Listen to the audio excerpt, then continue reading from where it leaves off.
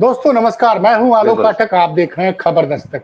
हमारे साथ यही हैं चल रहा है। समाजवादी पार्टी के तेजतर्रार प्रवक्ता डॉक्टर आशुतोष वर्मा जी। अ, राहुल गांधी ने 3 दिन पहले एक प्रेस कॉन्फ्रेंस करके बड़े गंभीर आरोप लगाए कि मतदाता सूची में कई लोगों के नाम काटे गए हैं, कई और ये भी आरोप लगाया कि एक-एक आदमी का नाम 3-3 जगह है और यहाँ तक आरोप लगा दिया कि ये प्रधानमंत्री मोदी तीसरी बार चोरी के वोट के जरिए सरकार बनाने में कामयाब हुए हैं।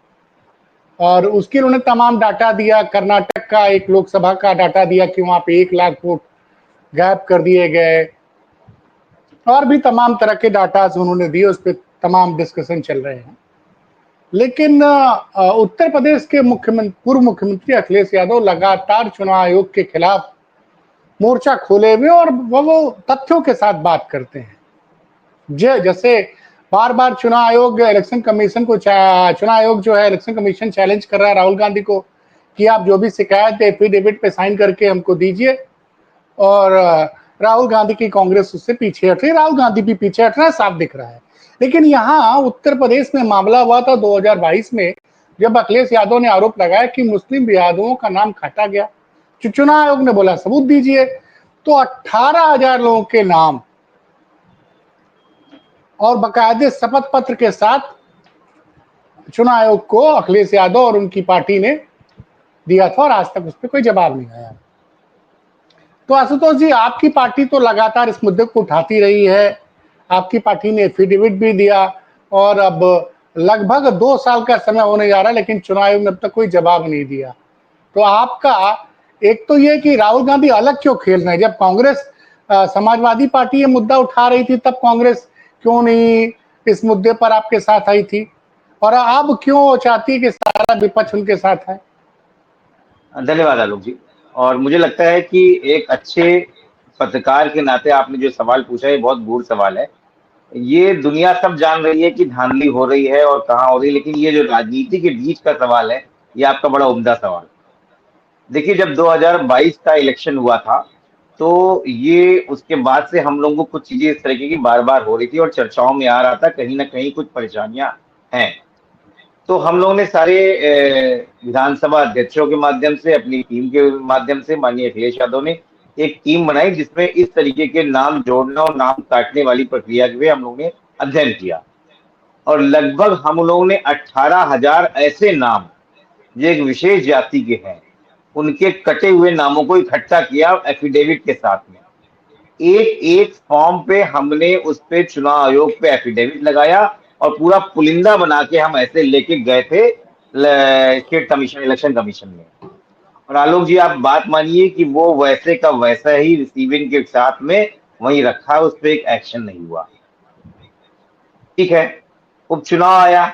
उपचुनाव में भी फिर हमने ये एक्सरसाइज करी और हमने बताया किस प्रकार से हमारे बीएलओस का एकदम से नाम चेंज कर दिया जाता है, बीएलओ चेंज कर दिए जाते हैं। एक स्पेसिफिक जाति के अगर कोई व्यक्ति, कोई पोलिंग कहीं ऑफिसर भी है, तो उसको नहीं लगाया जाता है और चुन चुन के हटाया जाता है। उसके बाद विशेष जाति के लोग, विशेष धर्म के लोग वहां से हटाएंगे। इसकी शिकायत एफिडेविट के साथ हम लोगों ने लगाई, लेकिन चुनाव आयोग ने काम नहीं किया। इसलिए चुनाव आयोग से हम बहुत ज्यादा उम्मीद नहीं करते हैं और अखिलेश जी ने पहले भी बोल रखा है कि इतना वोट दो, इतना वोट दो जनता से, कि कहा है कि इतना साइकिल पे आप मोहर लगाइए कि कमल नहीं, उसके बेईमानी करने वाले जितने लोग हैं वो थक जाएं उस डिफरेंस को बांटने के लिए। और कमोवेश 2024 ने जनता ने अखिलेश जी की वो विनती सुनी और उस बात को सराहा कि ये व्यक्ति लगातार जनता की भावनाओं के साथ में रास्ते में खड़े हुए हैं, लड़ रहे हैं और इस बार समाजवादी पार्टी की स्थापना से लेकर अब तक की ऐतिहासिक जीत हमको दी है। हम इसके लिए जनता को बहुत बहुत नमन करते हैं कि उन्होंने इस बात को समझा और हम पूरी उम्मीद करते हैं कि जो 2022 में हम लगभग 100 सीटें जो 5,000 के कम अंतर से जीते। आलोक जी, एक सीट हम 220 वोट से हारे, एक 110 वोट से हारे, कहीं 216 वोट से हारे हैं। ये हार नहीं है, ये जबरदस्ती की हराई हुई प्रशासन की मिलीभगत थी। तो हम जनता से यही आग्रह कर रहे हैं कि इस 216 को कम से कम 21,016 कर देना जिससे ये जितनी भी बेईमानी कर पाए, ये वहां तक काम नहीं आ पाएंगे, क्योंकि जनता के हाथ में अगर जब चीजें जाती हैं तो फिर ये मैनिपुलेशन, ये चोरी, ये वोट चोरी, ये सब बेकार हो जाता है। तो वो कमोबेश हमारी लड़ाई जनता के साथ में है। अब आपने जो सवाल पूछा कि कांग्रेस हमारे साथ में क्यों नहीं, देखिए पहली बात तो ये है कि कांग्रेस पार्टी का हो या समाजवादी पार्टी का हो, अगर इस झूठ को, इस चोरी को जो भी पकड़ता है उसको साधुवाद। तो मैं आपके माध्यम से, समाजवादी पार्टी के माध्यम से कांग्रेस पार्टी को और उन टीम को बहुत बहुत साधुवाद देता हूं, जो कम से कम देर आए दुरुस्त आए और इस चीज को पकड़ पाए। और बिल्कुल इसमें साक्ष्य है, हम कांग्रेस पार्टी के साथ में तब भी खड़े थे, हम अब भी खड़े हैं, लेकिन ये सवाल बिल्कुल वाजिब है कि जब हम लड़ रहे थे तो आप नहीं खड़े थे। जब हम लड़ रहे थे, यस यस यस, यही मैं पूछना चाह रहा था कि जब आप यही लड़ रहे थे, लगातार 2022 से आप लड़ रहे थे, तब तो देखिए कांग्रेस कहीं नहीं थी। आलोक लेकिन जी, देखिए अब कांग्रेस, हाँ, जी अच्छा, दूसरी बात है कि आप जो है, आपने पूरी फॉर्मेलिटी के साथ शिकायत की है। आपने शपथ पत्र दिया, आपने 2019 की वोटर लिस्ट से जिन 18,000 लोगों का नाम 2022 की विधानसभा चुनाव में काटा गया था, मैं दर्शकों को समझा दूं कि लिस्ट बनी कैसे थी, कि 2019 में जिन मतदाताओं ने लोकसभा चुनाव में वोट दिया था, उनके नाम 2022 की विधानसभा चुनाव में काट दिए गए थे। ऐसे पहली, जैसा अखिलेश जी का कहना है कि ऐसे पहले 18,000 लोगों का विथ एफिडेविट आप लोगों ने नाम जमा किया था, तो एक एक उसका फॉर्म के चुनाव आयोग साथ ने में, कोई जवाब, हाँ, एक एक एक एक का, फॉर्म के एक एक, साथ में वोटर आईडी की फोटोकॉपी, आधार की फोटोकॉपी, पिक नंबर के साथ में हमने जमा किया। मतलब इसमें कोई प्रूफ की कोई वजह ही नहीं है कि कोई काट सके, लेकिन कोई काम नहीं हुआ, क्योंकि वो लिंगर ऑन करने का तरीका होता है। जो राजनीतिक सवाल है कि कांग्रेस ने तब साथ नहीं दिया, कांग्रेस को असल में थोड़ी चीजें बाद में समझ में आती हैं। जब हम मध्य प्रदेश का इलेक्शन लड़ना चाहते तो हम इनको बता रहे थे कि कुछ सीटों पे जहां पे हमारा प्रभाव है, हमारे साथ में आइए, तो हम आपकी सीट बहुमत से कई ज्यादा बढ़ा देंगे आपके गठबंधन की। लेकिन तब भी उनको नहीं समझ में आया, छोड़ो अखिलेश अखिलेश करके छोड़ दिया। कमोवेश यही हालात उन्होंने उत्तरा क्या कहते हैं, हरियाणा हरियाणा में। हरियाणा में किया, हरियाणा में यही किया उन्होंने। तब भी वो लोग हल्के में लेके चले गए। आप इस बात को समझिए, आप देश की दूसरी बड़ी पार्टी हैं, तो हम भी आज की डेट में देश की तीसरी बड़ी पार्टी हैं। और समाज का बहुत बड़ा ऐसा हिस्सा, बहुत बड़े युवा, बहुत बड़े प्रोग्रेसिव लोग अखिलेश यादव को अपने रोल मॉडल और आइकॉन लेके चलते हैं। और 2018 के बाद, 17 के बाद से सरकार जब से गई है, तब से वो अकेला व्यक्ति पूरी देश की राजनीति में है जो लगातार जमीन पे लोगों के साथ खड़ा हुआ है। और मजाक है, कोई भी एक व्यक्ति, पॉलिटिकल व्यक्ति, नॉन पॉलिटिकल व्यक्ति, वो बता दे कि अखिलेश यादव की भाषाओं में कहीं भी फ्रस्ट्रेशन झलक के आया हो, कहीं भी कोई शालीनता में कमी आई हो, कभी किसी के खिलाफ गलत शब्द बोले हो, उतना ही सौम्य, उतने ही तरीके से, उतने ही प्रोग्रेसिव बात करने वाला अकेला शख्स इसमें भारत की राजनीति में अगर कोई है तो उसका नाम अखिलेश यादव। तो ये चीजें कांग्रेस को समझनी चाहिए। हम आज उनके साथ खड़े हैं।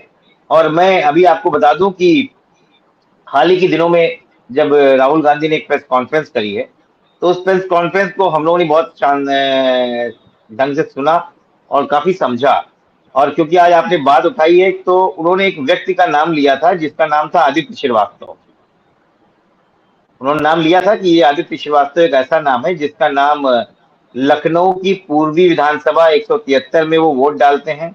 फिर वही व्यक्ति जो है माधवपुरा कर्नाटक बेंगलोर में डालते हैं, और वही व्यक्ति महाराष्ट्र में डालते हैं। इसके सवाल के जवाब में उत्तर प्रदेश इलेक्शन कमीशन ने कहा कि ये गलत जानकारी है, इस नाम का कोई भी व्यक्ति हमारे वहां नहीं है। वो 2007 से ही लखनऊ छोड़ चुके हैं, इसलिए उनका स्थानांतरण हो चुका है। यही बात तो कही गई है, यही बात हाँ, कही ये गई वो, है।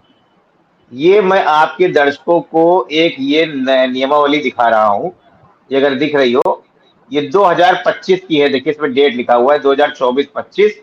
ये 1 जनवरी 2025 को संशोधित पत्रावली है। हाँ, और इससे लेटेस्ट कोई पत्रावली कहीं नहीं है वोटर लिस्ट। इसमें अगर आप देखें, इसमें ये बूथ के साथ फोटोग्राफ, जीपीएस, जियो टैगिंग की गई है। और अगर इसी के 630 नंबर पे आप जाएं तो मैं हम्म, आपको उस व्यक्ति का नाम इनरोल्ड दिखा सकता हूं जिसको चुनाव आयोग कह रही है कि वो यहां पर है ही नहीं।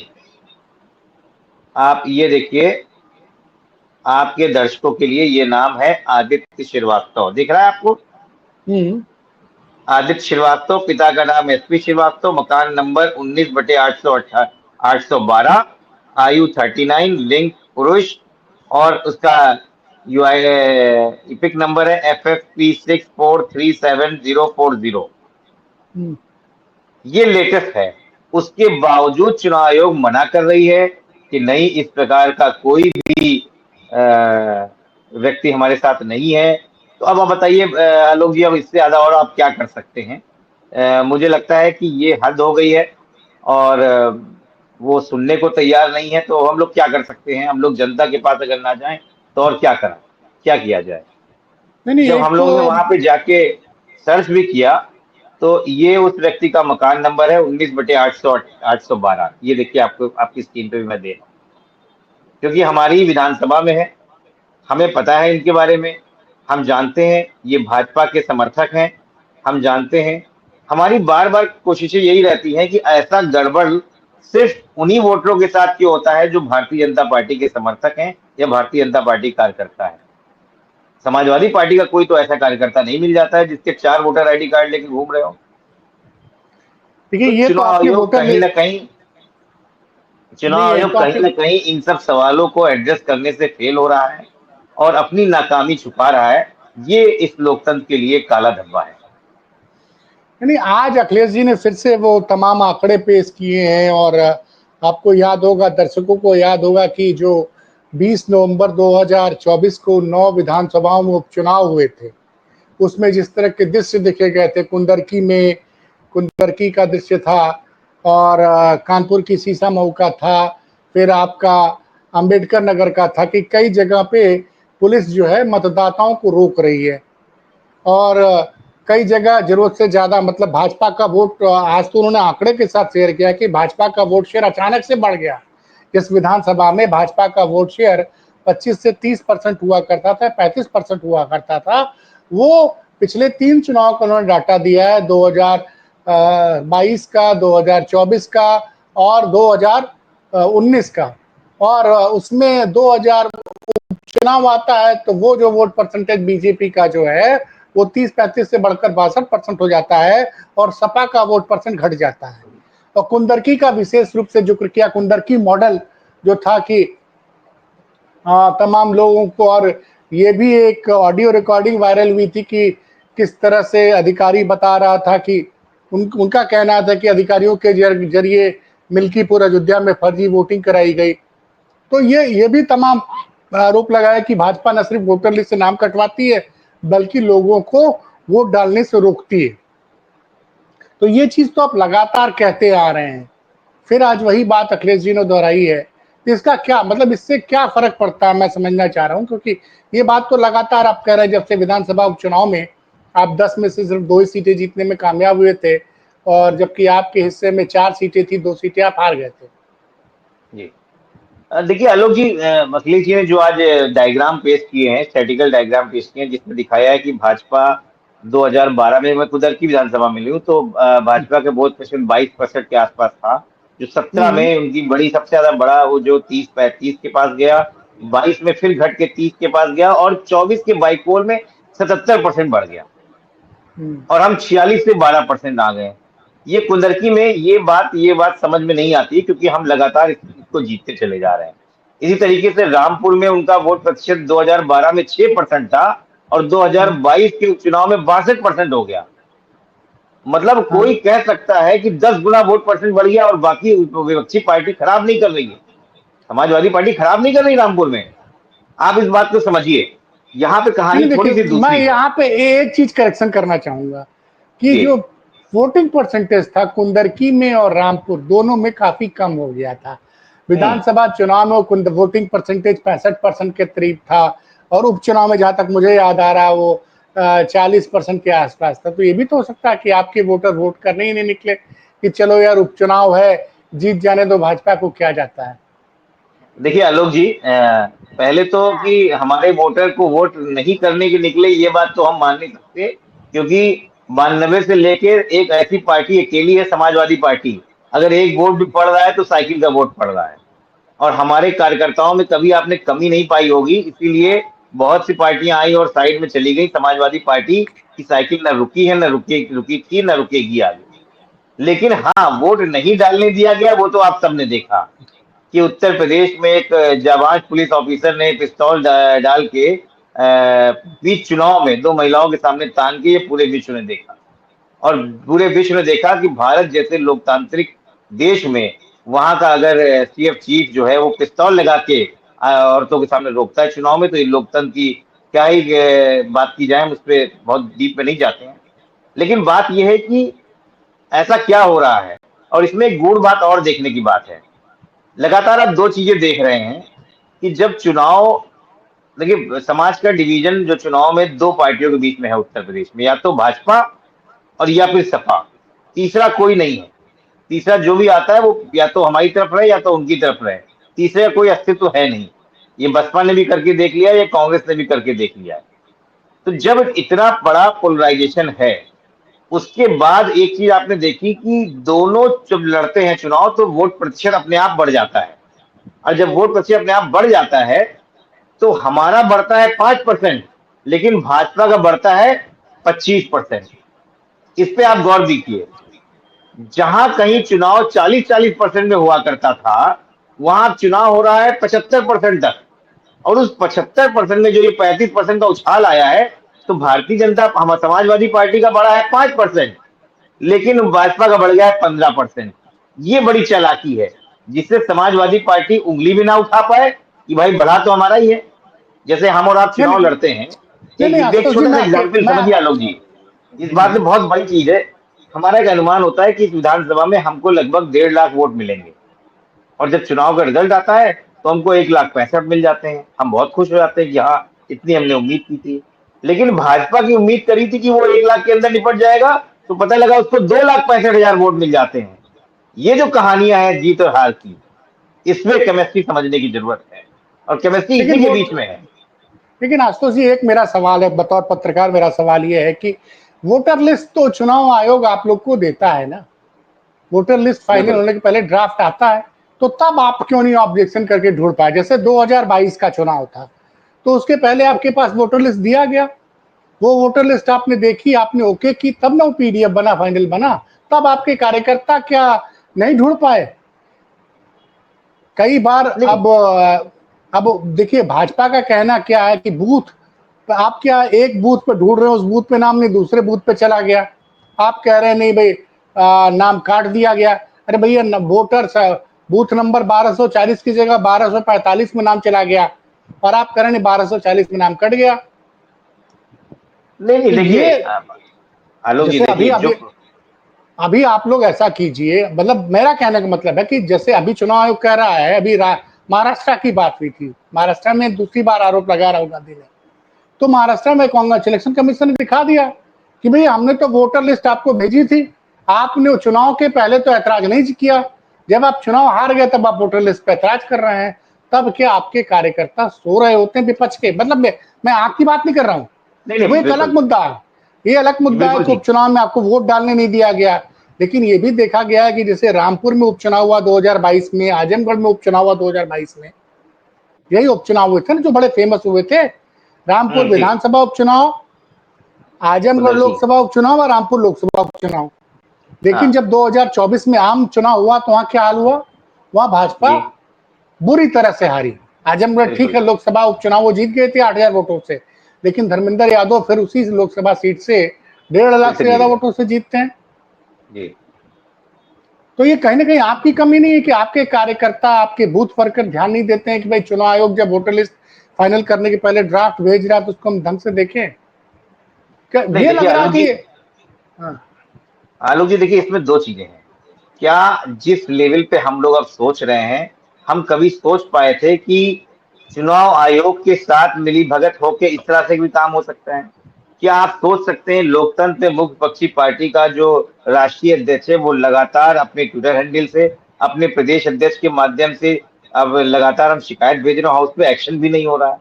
क्या आप सोच सकते थे कि बीएलओ जो है वो एक विशेष जाति का रखा जाएगा? क्या आप सोच सकते हैं कि चुनाव अधिकारी, पीठासीन अधिकारी एक विशेष जाति का ही रखा जाएगा और फला जाति का नहीं रखे? ये तो जब चुनाव हो रहा है और भारतीय जनता पार्टी किस लेवल पे गिर जाती है तब हमको समझ में आ रहा है। इसके ये तो पहले उपचुनाव में, सैकड़ों, ये इसके पहले उपचुनाव सपा में बसपा की सरकारें रही थी, इसके पहले कांग्रेस की सरकारें रही थी। आपने कभी सुना है अपनी पत्रकारिता में कि फला जाति का चुनाव चुनाव अधिकारी नहीं रहेगा? नहीं, वो तो हमने हम अपनी इस आंख से देख साहब, वो तो हमने, मुझे बड़ी शर्म आ रही कि हमने अपनी आंख से वो आदेश देखा जिसमें एक असिस्टेंट डायरेक्टर या ज्वाइंट डायरेक्टर पंचायती राज का जिला अधिकारियों को निर्देश देता है कि सिर्फ यादवों और मुस्लिमों के अवैध निर्माण गिराए जाए। वो बताइए। भी शर्मनाक सच, वो भी शर्मनाक सच हमने देखा है। बिल्कुल। तो जब हाँ? जैसे जैसे चीजें हम लोगों के सामने आ रही है आलोक जी, हम लोग तो वाकई नहीं सोच सकते थे कि कम से कम संवैधानिक संस्थाएं जो चुनाव आयोग है वो तो इम्पार्शियल हो। अब हम अपने वोटरों पे काम करते हैं किसी भी विधानसभा में। हाँ, हम अपने वोटरों पे काम करते हैं, हम अपने वोटरों को मोटिवेट करते हैं, हम कोशिश करते हैं वो चुनाव आयोग के वो जाके मतदान स्थल पे जाएं और वोट करें। हमको पूरी तरीके से जीत सुनिश्चित दिखती है। लेकिन अचानक हमको क्या लगता है, कुछ ऐसी बाढ़ आ गई कि सारे वोट दूसरे तरफ से भाजपा के आ गए। वो हमारे वोटर नहीं है, बाकी जो कुछ बचे वो सिर्फ भाजपा में जा रहे हैं। इसका मतलब अब ये नियोजित नहीं नहीं, चाल ये है। देखिए, जैसे ये तो ऐसा हो रहा है कि मैं उत्तर प्रदेश की बात करूं तो बसपा कभी 19% 20% से नीचे नहीं आती थी, 2022 में 13% पे आई, फिर 2024 में वो 9% पे आई। तो भाई कुछ वोट आपकी तरफ आया, कुछ भाजपा की तरफ चला गया, तो उसको ये भी तो मान सकते हैं ना। लेकिन एक बिल्कुल दूसरा मान सवाल, सकते। आशुतोष जी, आप तो ईमानदारी से लड़ रहे हैं, लेकिन मेरे मुझे सवाल दूसरा है कि कर्नाटक में तो कांग्रेस की सरकार है और 2023 मई से सरकार है। अब राहुल गांधी और हम सब जानते हैं कि चुनाव में जो भी काम होता है वो राज्य सरकार के कर्मचारी करते हैं। चीफ इलेक्शन डिस्ट्रिक्ट का मुख्य चुनाव अधिकारी कौन होता है? डीएम होता है। वोटर लिस्ट कौन बनाता है? तो ये वो उनका दावा है कि एक लोकसभा में 1 लाख वोट कट गए। तब कहां थे भाई? कहां थे? आपका बीएलओ कर्नाटक राज्य का कर्मचारी है और कई उसमें कई डाटा ऐसे हैं जो 2014 के पहले से चले आ रहे हैं। तो इसमें बात ये होनी चाहिए, और इसके लिए अगर special intensive revision of voter list अगर बिहार में चुनाव आयोग करा रहा है तो तब भी आप लोग उसका विरोध कर रहे हैं। जी।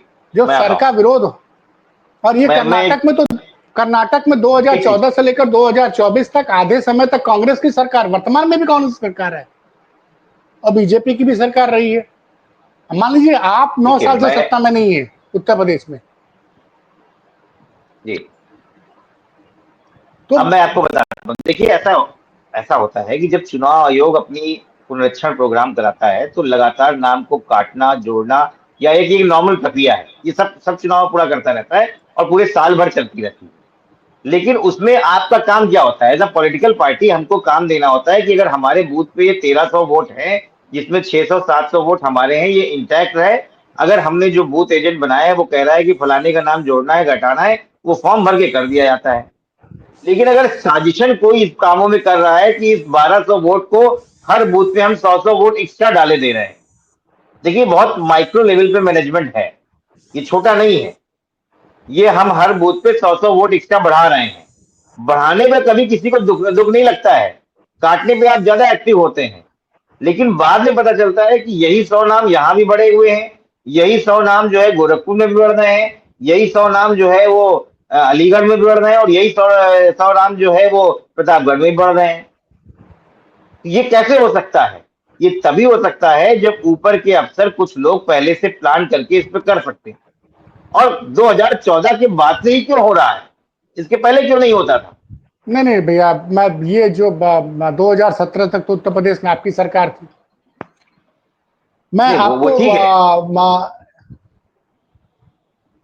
सर, समस्या ये नहीं है, समस्या ये है कि आप लोग क्यों नहीं ये मांग करते हैं कि जब तक बायोमेट्रिक मैच नहीं करेगा तब तक किसी वोटर को वोट डालने न दिया जाए। ये फर्जी वोटिंग की प्रॉब्लम ही खत्म हो जाएगी। हम तो ये कह रहे हैं आलोक जी, बायोमेट्रिक तो दूर की बात है, डिजिटल समय में आपके पास डिजिटल नियमावली क्यों नहीं आती है? हम पेपरलेस की बात करते हैं, आप हमको जो है इलेक्ट्रॉनिक शीट क्यों नहीं दे रहे हैं आपको? अभी एसआईआर जो आपकी बात कर रहे हैं, बिहार में उसकी इलेक्ट्रॉनिक शीट नहीं दी गई, उसकी स्कैन्ड कॉपी दी गई है, और स्कैन्ड कॉपी को आप शॉर्ट आउट नहीं कर सकते हैं। अगर इस तरीके से कहीं इलेक्शन कमीशन के मन में चोर नहीं है, तो वो इस तरीके की हरकतें क्यों कर रहे हैं? एसआईआर की कॉपी आपने स्कैन्ड कॉपी कैसे कर दी? आप हमको टेबुलेटेड फॉर्म में दीजिए, एक्सेल शीट में, हम उसमें छाट लेंगे कि भाई आशुतोष वर्मा के नाम से कितने वोटर हैं हमारे वार्ड में, हमें सब दिख के आ जाएगा। वो नहीं कर रही है चुनाव आयोग। तो कहीं ना कहीं चुनाव आयोग के ऊपर उंगली इसलिए उठती है कि आपसे सीसीटीवी कैमरे की फुटेज मांगते हैं, आप कहते हैं वो हमने अपने आप चुनाव में रूल चेंज कर लिया, पहले 3 महीने का था, अब हम 45 दिन में रख के इसको डिस्ट्रॉय कर देते हैं। आपसे कहते हैं कि आप इलेक्ट्रॉनिक वोटिंग मशीन दो, तो आप कागज के पुलिंदे दे देते हो हमको। हम देखिए आलोक जी, जब तक आपके घर में चोरी नहीं होती ना, तब तक आप सतर्क नहीं होते हैं, और अब चोरी होने लगी है तो भाजपा से ज्यादा सतर्क हम हैं। लेकिन हमको डर है, क्या लोकतंत्र इस चीज पे जीवित है कि आप चोरी कितनी स्मार्टनेस से करते हैं, या हम चोरी कितनी स्मार्टनेस से पकड़ते हैं? ये हमारे और आपके विश्वास का बात है। आपने किसी को वोट दिया, अपने विश्वास से दिया, आप खुलेआम उसका मखौल उड़ा रहे हैं और आप कह रहे हैं कि हम बहुत स्मार्ट हैं और इसलिए हम जीत रहे हैं। ये तर्क नहीं बनता है। लोकतंत्र तब देखिए तक अगर जीवित है जब एक तक आप विपक्षी पार्टियों को, अपोजिशन को आप कॉन्फिडेंस में नहीं लेते हैं। मेरी बात बताइए कि वो 1 लाख वोटर कर्नाटक में काट देते हैं और यूपी में नहीं काट पाते जहां उनकी सरकार है, और यूपी में हार जाते हैं। अगर यूपी में भाजपा 66 से 36 पे नहीं आती तो शायद आज आज भी मोदी जी पूर्ण बहुमत की सरकार में होते। हमारा सवाल इसका है कि भाई देखिए, जहां आपको रिजल्ट सूट नहीं कर रहा वहां आरोप लगा दे रहे हैं। अरे झारखंड में तो आप चुनाव जीत गए, तो झारखंड पे आपने क्यों नहीं आरोप लगाया भाई? अगर भाजपा इतनी सक्षम है तो झारखंड का चुनाव कैसे हार गई है? लोकसभा चुनाव कैसे हारी? सुनिए, लोकसभा चुनाव हरियाणा में कैसे हार गई, राजस्थान में कैसे हार गई, उत्तर प्रदेश में कैसे हार गई, बंगाल में 18 से 12 पे कैसे आ गई? तो ये जो अब चुनाव के आप सिंपल सी बात है, जहां आपको सूट नहीं कर रहा है। अरे लोकसभा चुनाव, विधानसभा के चुनाव हमेशा अलग होते हैं। यही 2018 में मध्य प्रदेश में, छत्तीसगढ़, राजस्थान में 2 जगह तो कांग्रेस की सरकार बनी थी 2018 लोकसभा विधानसभा चुनाव में। 6 महीने बाद लोकसभा चुनाव होते हैं, भाजपा को बहुमत मिल जाता है संसद में, पार्लियामेंट्री सीट्स में। तो सवाल यह है कि आप सेलेक्टिव की बात क्यों करते हैं? अगर भाजपा इतनी सक्षम है तो तमिलनाडु में आज तक सरकार क्यों नहीं बना पाई? वो बंगाल में लगातार क्यों हार रही है? उत्तर प्रदेश में कैसे अखिलेश यादव ने मोदी और योगी और शाह का रथ रोक दिया? आलोक जी देखिए, पहली बात तो यह है कि हमारा सवाल भाजपा से है ही नहीं, हमारा सवाल तो चुनाव आयोग से है। हमारा सवाल चुनाव आयोग से उन बातों पर लेके है जिन बातों पे हमारी आपत्तियां हैं। मैं फिर वही बात करूं, जहां आप चुनाव जीत रहे हैं वहां पर चुनाव सवाल नहीं करेंगे आप? जहां चुनाव हार गए वहां सवाल करेंगे? नहीं, लोकसभा चुनाव हम जीते, उसके बावजूद हम सवाल उठा रहे हैं। लोकसभा चुनाव हम जीते, उसके बावजूद हम, और विधानसभा हम चुनाव हारे तब भी हम आवाज उठा रहे थे। हम जो चुनाव के अंदर विसंगतियां हैं उनके खिलाफ चुनाव सवाल उठा रहे हैं, हम चुनाव आयोग से सवाल मांग रहे हैं। पेट में दर्द भाजपा की क्यों हो रहा है? हम तो अपने स्टेट इलेक्शन कमीशन से कह रहे हैं कि हमको आप ये दीजिए। भाजपा के लोग हमसे लड़ने आते कि नहीं, हमको शक होता है। नहीं आशुतोष जी, आप चूंकि डॉक्टर भी प्रोफेशन से और आपकी पार्टी के नेता भी काफी पढ़े लिखे हैं, अखिलेश जी वेल एजुकेटेड है। आप लोग अब क्या चाहते हैं चुनाव आयोग से? मतलब अंत में बस एक लाइन में ही पूछना चाहूंगा कि आपकी ट्रांसपेरेंसी बढ़े, पारदर्शिता बढ़े, इसलिए आप क्या चाहते हैं?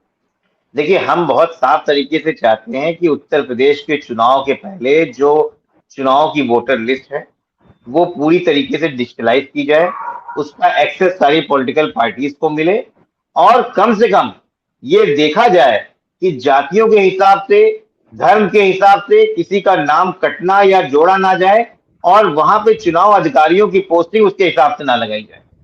हम फिर कह रहे हैं, हम चुनाव आयोग से बात कर रहे हैं, भाजपा को इसमें तकलीफ नहीं होनी चाहिए। लोकतंत्र में तभी तक लोकतंत्र स्थापित रहेगा जब तक विपक्षी पार्टियों की बातें सुनती जाएंगे। अगर आप एक मत बात सुनेंगे, हमारी भाजपा से लड़ाई है, हमारी विचारधारा की लड़ाई है, लेकिन हम सबको पता है कि यही लोग हमको कभी भाजपा में वोट देते हैं, ये कभी सपा में वोट देते हैं। हमारी जनता से लड़ाई नहीं है, तो हम जनता के दरबार में जा रहे हैं, लेकिन इस पूरे प्रोसेस में पारदर्शिता दिखनी चाहिए। ऐसा कैसे हो सकता है कि लोग चुनाव ये कहने लगे कि ये सब भ्रामक है, ये सब गलत है। अभी आपके शो में मैंने 15 मिनट बताया, उन्होंने कह दिया आदित्य श्रीवास्तव है ही नहीं। अपना होमवर्क में मैं आपको दिखा रहा हूँ कि आदित्य श्रीवास्तव का नाम है, मधेपुरा में भी दिख रहा है। मैं एक बात कह रहा हूँ, देखिए रिस्पॉन्सिबिलिटी उसमें मैं जज नहीं हो सकता हूँ, क्योंकि वो मास्टर कॉपी तो चुनाव आयोग के पास है ना। मैं तो बस आपकी बात सुन सकता हूँ, मैं आपकी बात सुन सकता हूँ, मैं कांग्रेस के आरोप सुन सकता हूँ। मैं आपके माध्यम से चुनाव आयोग से यही करता हूँ, आप देश की सर्वोच्च संवैधानिक संस्थाओं में से एक हैं। आप तुरंत ये किसी चीज को निग्लेक्ट नहीं कर सकते कि नहीं ये सब झूठ बोल रहे हैं। आप उनसे बात कीजिए, सत्ताएं आती हैं, सत्ताएं बदलती हैं। कल को हम आपके ऊपर प्रेशर करेंगे, तब आप कैसे करेंगे? ये तो गलत आप रणनीति बना रहे हैं ना। विपक्षी भारतीय जनता पार्टी जब तक विपक्ष में रही, उसकी बात सुनी गई है, उसकी बात देखी गई है। कभी ये नहीं रहा गया कि हमारी पार्टियां हैं तो तुम्हारी बात नहीं सुनी जाएगी। आज चुनाव आयोग सुन ही नहीं रहा है, बात को एड्रेस ही नहीं कर रहा है। हमारी 18,000 एफिडेविट के साथ एप्लीकेशन कहाँ चली गई? हमको उसका जवाब चाहिए कि आपने वो नाम कैसे काट दिया, और नाम नहीं काटा है तो फिर आप मुझे प्रूफ दिखाइए। कहीं ना कहीं हमारे वोटर्स वंचित रह गए ना। देखिए, चुनाव में जब आदमी हारता है तभी उसमें थोड़ा सा एक्टिव होता है और देखता है कहाँ गड़बड़ियां रह गई। और कुल मिला के हम ये कह सकते हैं कि 22 के चुनाव हम जीतते जीतते हारे हैं, तो हमने उसमें बहुत होमवर्क कर लिया है। अब ये लोग भारतीय जनता पार्टी बिल्कुल मुगालते बना रहे हैं, इनकी हर एक चाल के पीछे हमारी 4 चाल आगे रहेंगी, लेकिन हम गलत नहीं होने देंगे उत्तर प्रदेश में, चाहे कुछ भी हो। बाकी जनता के हाथ में, जनता अगर हमको जिता के भेजेगी, और मुझे पूरा यकीन है कि 24 के माध्यम के तरीके से 27 में पूर्ण बहुमत की सरकार लेके उत्तर प्रदेश में माननीय अखिलेश यादव को हम फिर से मुख्यमंत्री बनाएंगे, और उत्तर प्रदेश का स्वर्णिम युग यहाँ से शुरू होगा। आप कह रहे हैं कि चुनाव आयोग कुछ भी करे, चुनाव आयोग की कलाकारियों की बात भी 2027 में भारतीय जनता पार्टी चुनाव आयोग के माध्यम से चुनाव नहीं जीत सकती, आप ये कहना चाहते हैं? नहीं जीत सकती है, ये जनता ने 2024 में बता दिया है। अब ये 100-200 का डिफरेंस नहीं है, अब 100-200 का डिफरेंस ही नहीं है आलोक जी। जनता ने भी सोचा है कि अगर हम वोट देंगे तो इतना भर के वोट देंगे कि बेईमानी तो दूर, ये गिनना ही भूल जाएंगे कि भाजपा को वोट मिला भी है कि नहीं मिला है। तो इसलिए हम इतना बड़ा डिफरेंस लेके चलेंगे, और वाकई हम लोग काम कर रहे हैं, और हम चाहते हैं कि इसी प्रकार से चुनाव जनता हमारा साथ देगी, तो आपको बढ़िया रिजल्ट 2027 में दिखेंगे। चलिए सर, जो आपने समय दिया उसके लिए बहुत बहुत धन्यवाद। धन्यवाद।